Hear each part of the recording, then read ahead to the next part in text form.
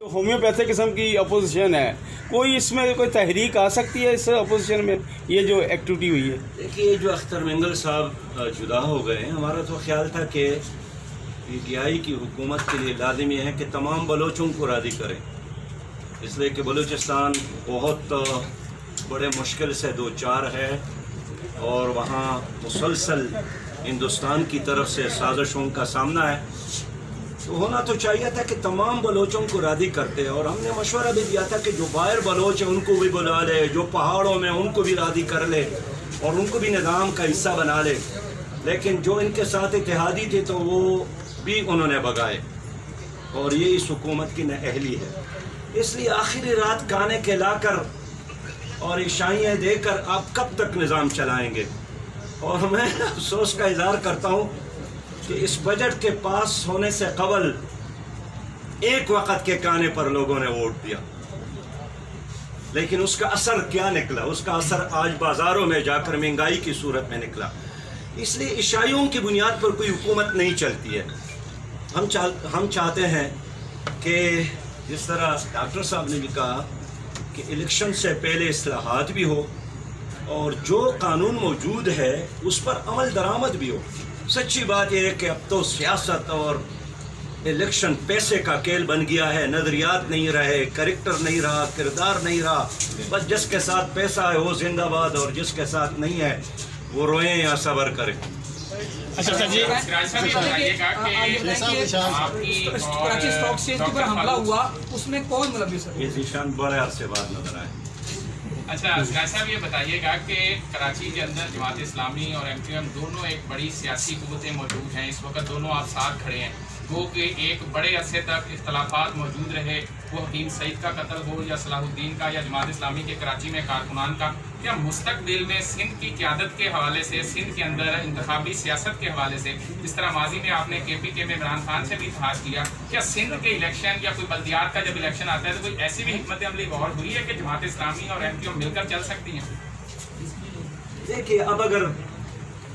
مرکزی سطح پر اصلاحات ہو جاتے ہیں، الیکشن ریفارمز ہو جاتے ہیں، تو ریفارم، اصلاحات اور دانلی اور پیسے سے پاک الیکشن یہ ہم سب کی ضرورت ہے۔ باقی جہاں تک فاروق ستار صاحب نے آتی کہا کہ میں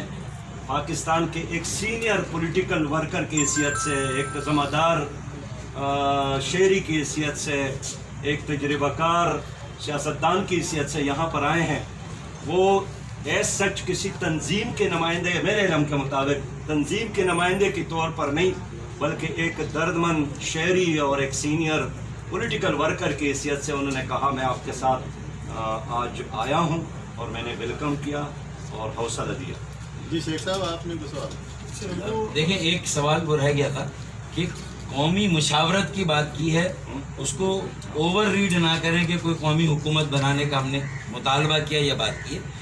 بات جس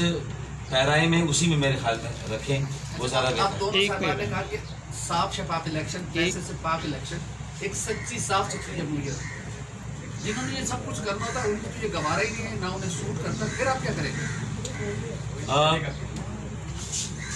دیکھیں سب کے پاس اپنے اپنے حل ہیں، اپنی تجاویز ہیں، بہتر یہ ہے کہ اس وقت اگر یہ قومی مشاورت ہو جائے تو چھڑی اور گھڑی کی بات کی نا سراج الحق صاحب نے بھی، اور اس کے ہوتے ہوئے بھی اگر عمران خان یہ کہہ رہے ہیں کہ میرے علاوہ کوئی آپشن نہیں ہے، میں ہوں تو بھی یہی حالات رہیں گے اور میں نہیں ہوں تو بھی یہی حالات رہیں گے، اس کا مطلب انہوں نے بھی اس تبدیلی کے نعرے اور دعوے سے وہ دستبردار ہو گئے، لیکن میرے خیال میں سراج الحق صاحب نہیں ہوئے، میں بھی نہیں ہوں، تو ہم قومی جرگہ یا قومی مشاورت کی بات اسی لیے کر رہے ہیں کہ وہاں بیٹھ کر بات کریں کہ ایک کہہ رہا ہے میرے علاوہ کوئی آپشن نہیں، دوسرا کہہ رہا ہے وفاق کو ٹیکس نہیں دیں گے، تیسرا یہ کہہ رہا ہے کہ مڈ ٹرم الیکشن ہو، تو قوم تو گھن چکر بنی ہوئی ہے نا، تیل کی قیمتیں کہاں سے کہاں پہنچ گئی، پوری دنیا میں کہاں ہے،